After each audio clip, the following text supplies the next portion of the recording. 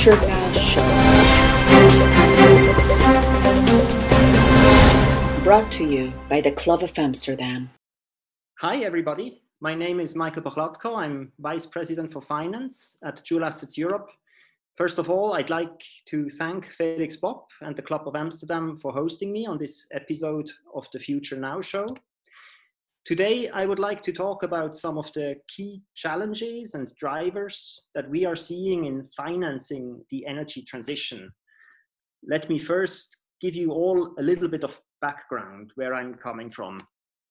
The energy transition, or Energiewende in German, is not a new term. In fact, it was introduced already 40 years ago by German policymakers. However, the term really only started to get widespread attention 10 years ago, with Germany passing its ambitious energy transition legislation. The goal is to attain an energy system that is environmentally sound, reliable, and affordable.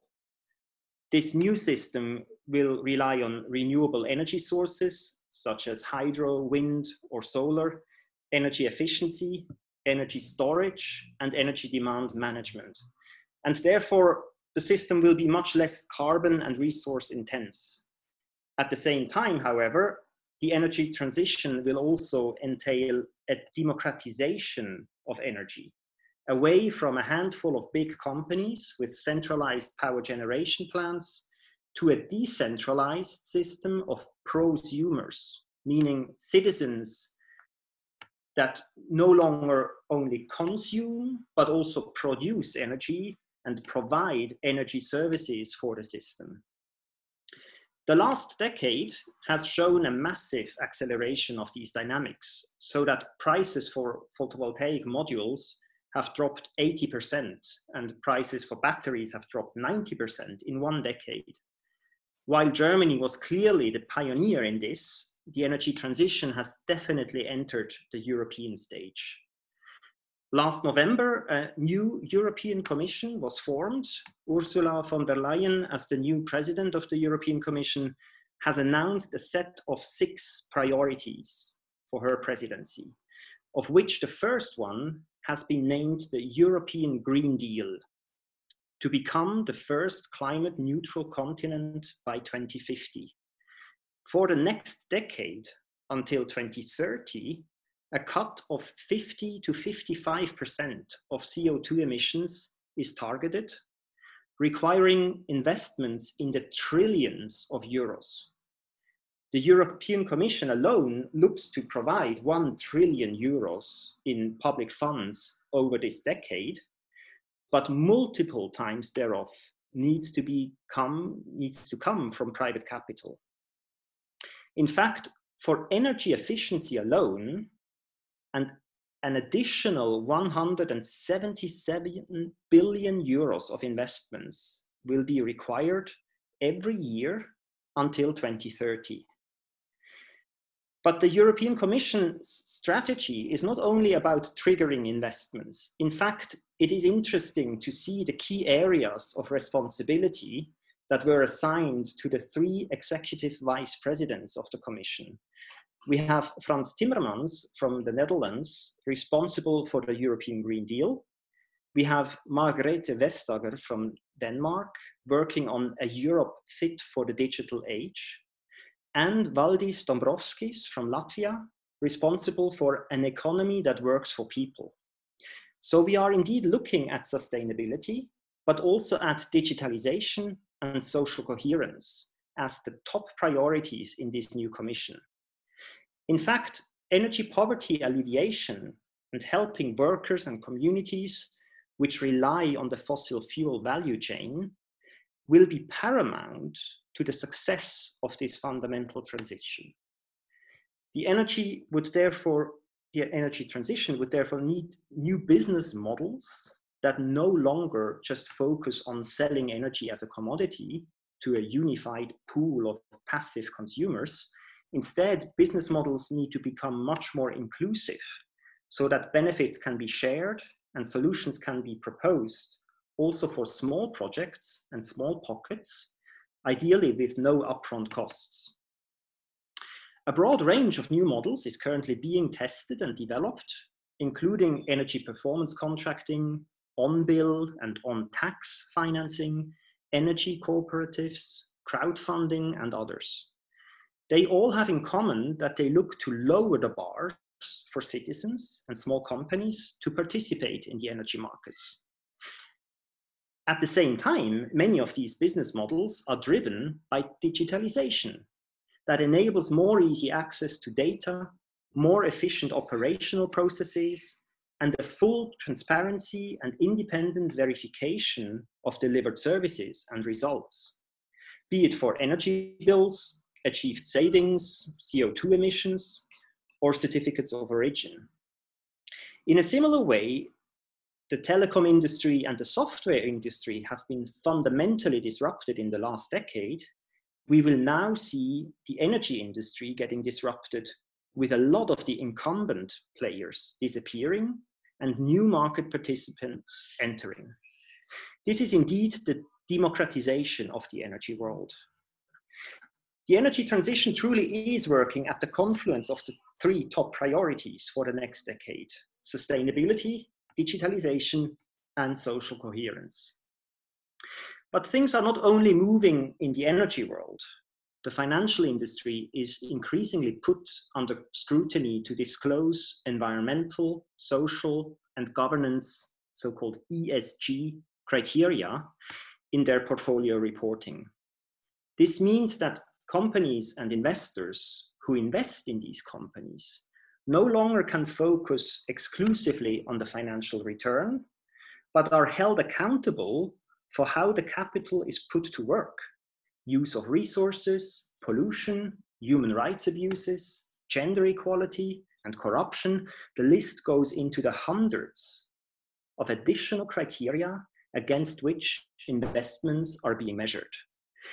And regulation is underway. In March 2020, the European Commission has announced a disclosure regulation entering into force in 2021, making it mandatory for all investment decisions and recommendations to include ESG criteria. In a way, this is simply reflecting a new reality that the financial world has encountered. They are more and more forced to consider sustainability in their risk assessment.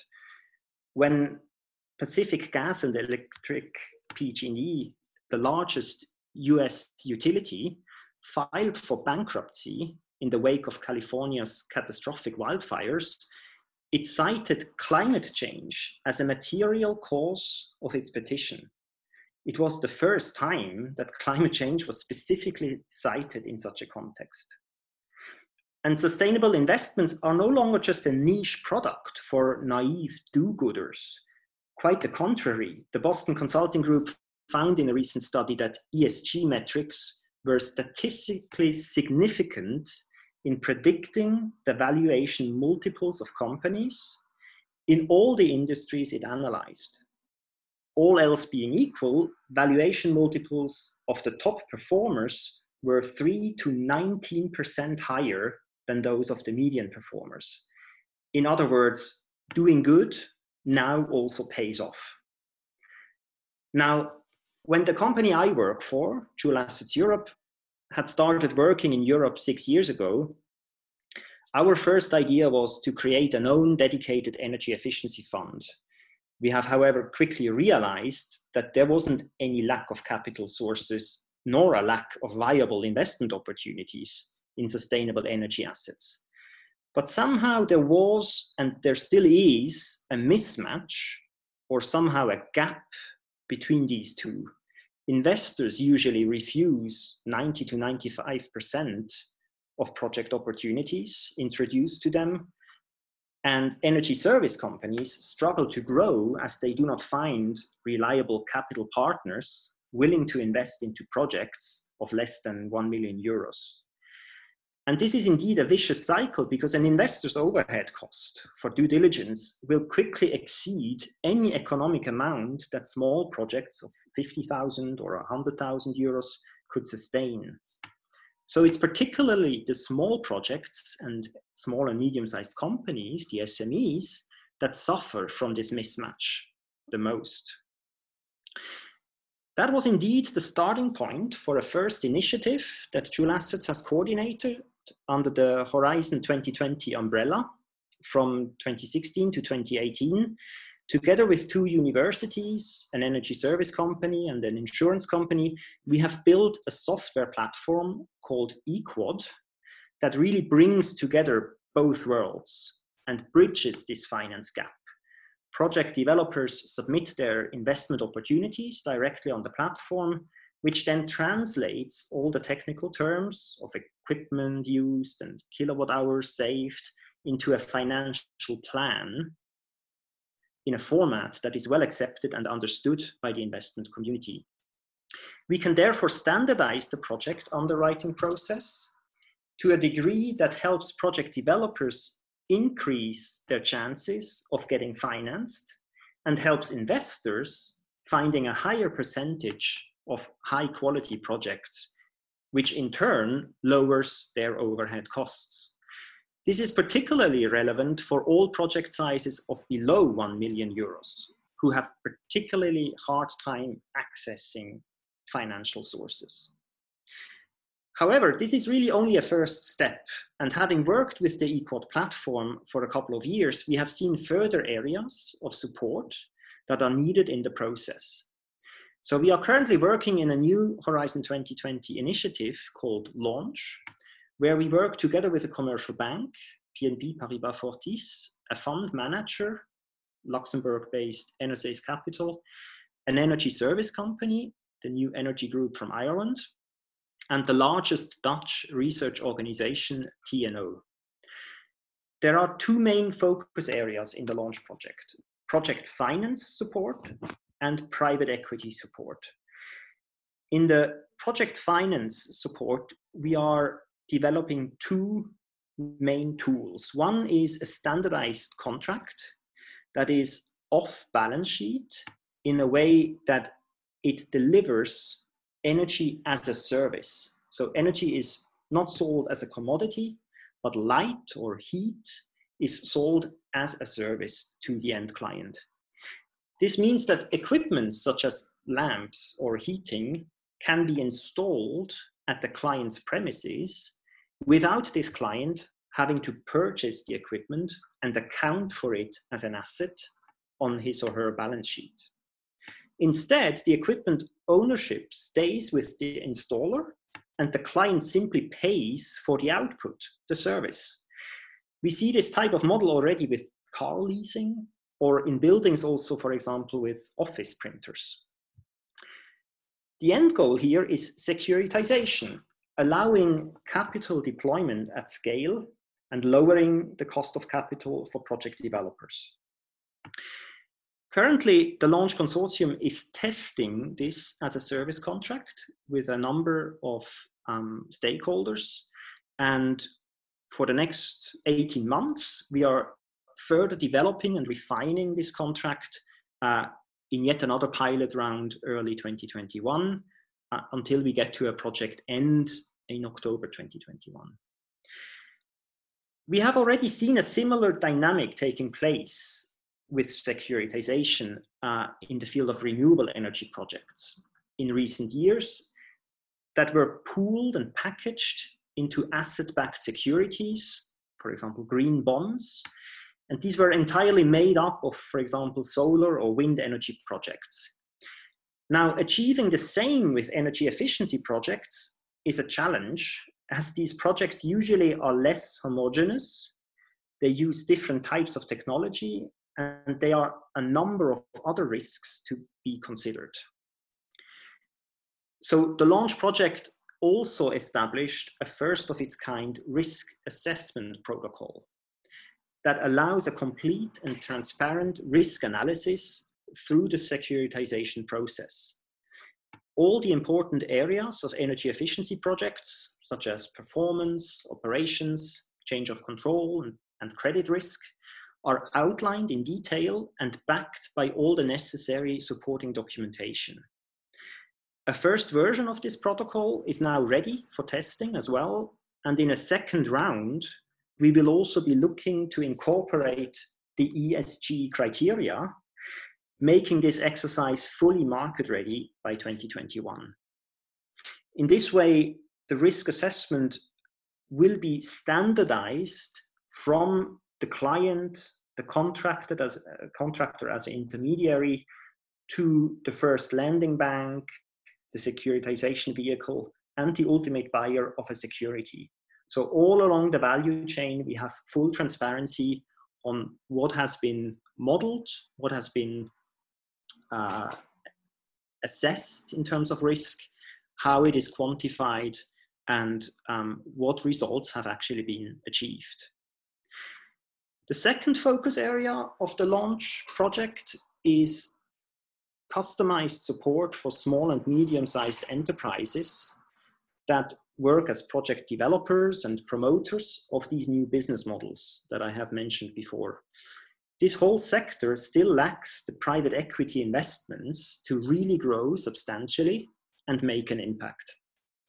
The support we are providing is on the sales processes, the value propositions and marketing messages, but also on the ways these companies could present themselves towards private equity investors with standardized financial spreadsheets and presentation templates. We are organizing a series of workshops and webinars to educate SMEs and actively disseminate our project results. All of the launch material is open source and made available at no cost to any interested stakeholder. In a nutshell, with the launch project, we are looking to scale investments with the help of standardized tools and help a young, dynamic industry grow, supporting predominantly SMEs in the process. So if you are in the audience interested in working together with us on these, you could be SME owner, or you could be a city official working on a smart city concept. You could be representing an industry association, or whether you're looking for investors for your projects, or indeed investing in sustainable energy projects, now is the time to get in touch, and I'd be glad to hear from you.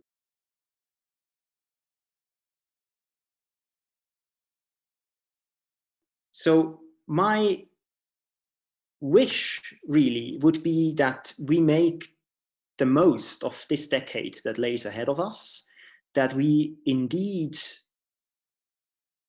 achieve these ambitious goals, and that we achieve these in an inclusive way to really bring everybody on board.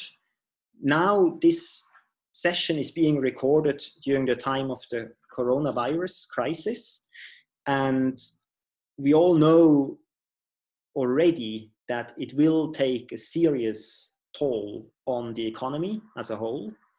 So to really promote this transition in a fundamental and inclusive way, bringing also small and medium-sized enterprises and all citizens equally on board,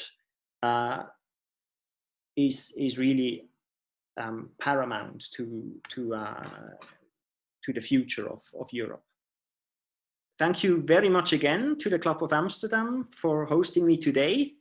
And I would be looking forward to hearing from you and to start interacting with you on this fascinating topic. Thank you again, and bye-bye.